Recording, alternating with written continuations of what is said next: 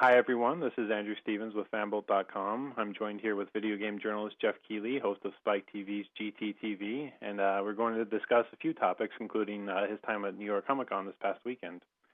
Actually, I want to talk quickly about GTTV. You've had a lot of great episodes lately, including episodes with Halo 4, Assassin's Creed 3, Need for Speed Most Wanted, and Blops.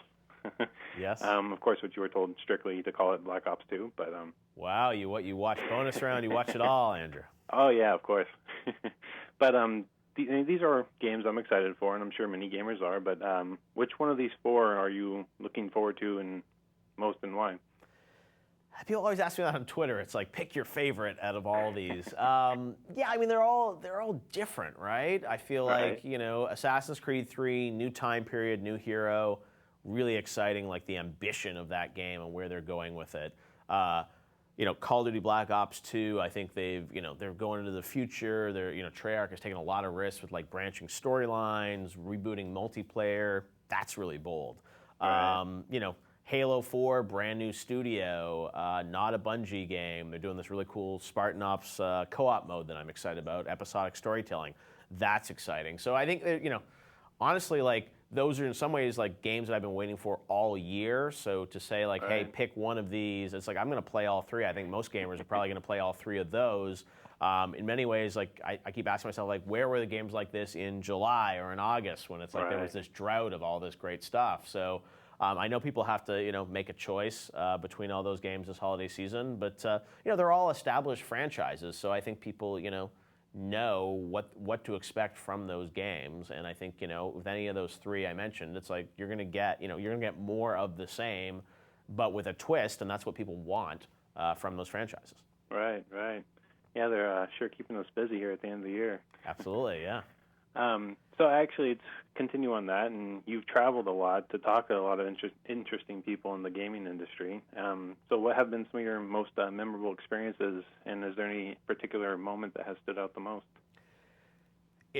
Of all time or recently? Just recently, and let's pick those last 4 times that you went out. Yeah, I mean, I think it's fun to visit all these studios, right? And, we were on location in Boston for Assassin's Creed 3, which is interesting to see a lot of the locales that will actually be in the game. Was up in Seattle at 343 Studios. Also, the Treyarch studio, which is right in Los Angeles, was fun.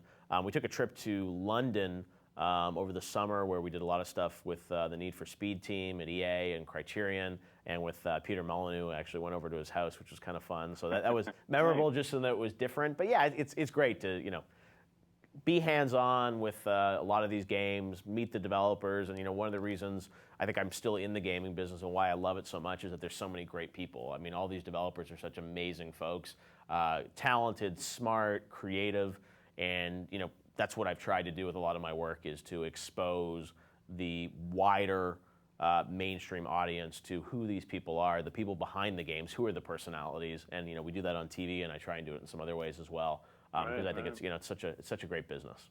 Yeah, definitely. What, 20 plus years for you now, right? Yeah, I think so. Yeah, it's probably just over 20 years, believe it or not. Yeah, that's cool. So recently you attended New York Comic Con as well. How was that this year?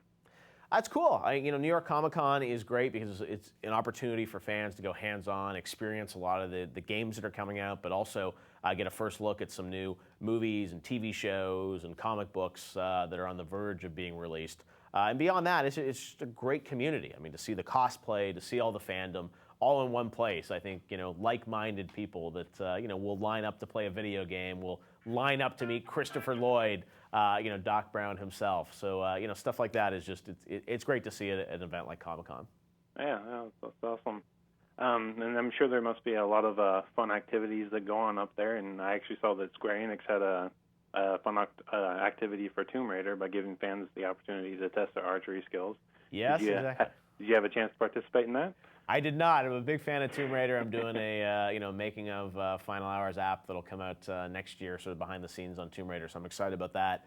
But no, really, the cool thing about Comic-Con is it's just like there's so much going on. Like there was a show at Webster Hall here where like Skrillex performed at like 4 a.m. for a bunch of fans. I mean, there's just a lot constantly happening inside of an event like Comic-Con. And the great thing about New York is it's not as big as San Diego, which is like 100,000 plus people, where it just is like complete pandemonium.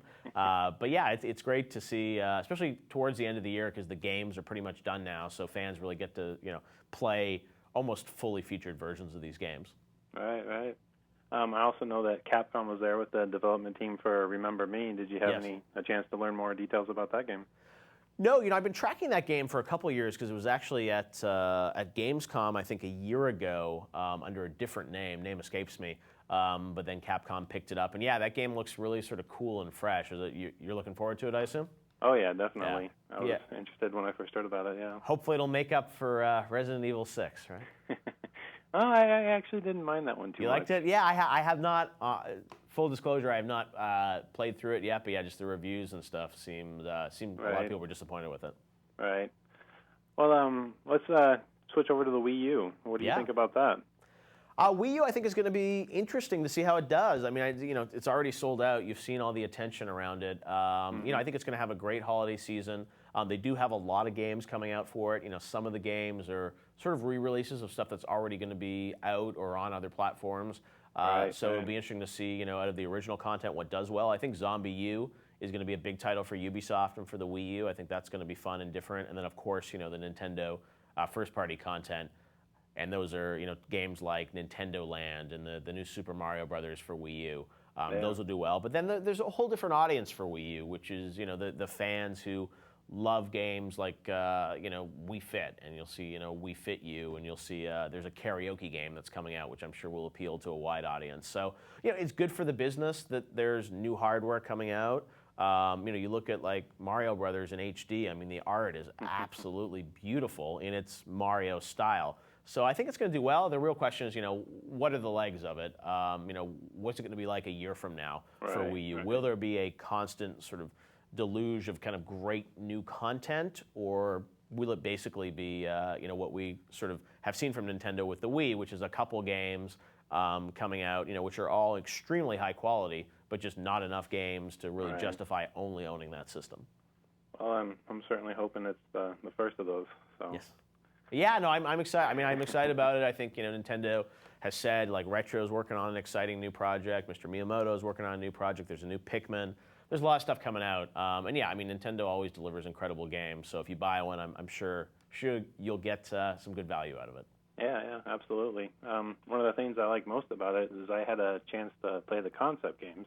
Right. I haven't had a chance to play any of the official games yet, but it's like when I had my chance to play the Wii U and play the concept games, it my mind was just flowing with ideas on what it could offer to gamers for new ways of playing games. And one of the first things I thought about was like a zoom feature in the shooter. So like when you zoom, you'd see it through the gamepad. And actually, it's great to see that Zombie U does that. I can't wait to play that one. So, I mean, have you played a lot of games recently, and have you witnessed like a lot of features that kind of use the gamepad that makes it, more interesting? Yeah, I mean, I think it's, I think it will come down to a preference. Like, do you want to hold that controller? I think it's good for some games, and it's sort of like any peripheral. Like, it's going to be great for some games. It's not going to be great for other games, and it's like, you're just going to have to decide, if it works for you. Or, the great thing about Wii U is you can use the regular Wii remotes too to play a lot of the games. So you don't necessarily have to use just the gamepad, and some will require the gamepad.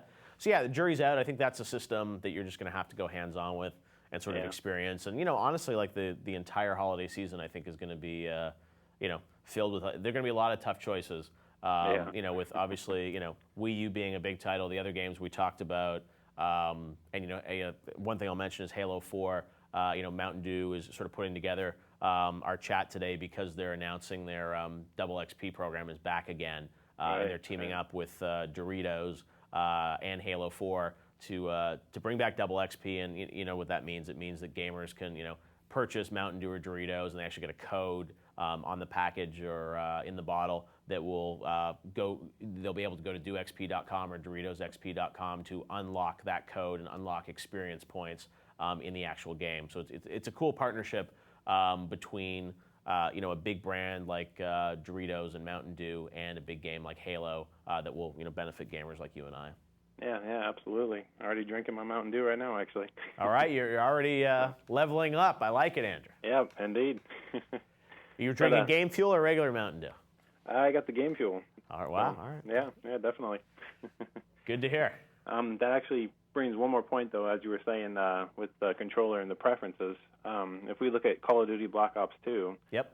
For me, I love the 360 controller. Uh-huh. So if I'm playing a shooter, I'm playing it on the 360 well before I play it on the PS3. Yep. But I'm just, I wonder how that will be on the Wii U, and if I'll still go back to my 360 controller or not. Yeah, I mean, the thing that I think Nintendo faces and the challenge with something like Black Ops 2 is it looks great on Wii U. I mean, it's at parity or close to parity with what you're seeing on the other platforms. But yeah, it's like the control scheme is not broken right now on 360, and most of your friends are probably going to be playing on 360. I think there's still a lot of questions about what the online is going to be like on Wii U. And yeah, I think for someone who's like a tried and true 360 gamer, to think you're going to be playing your FPSs on Wii U is probably a bit of a leap.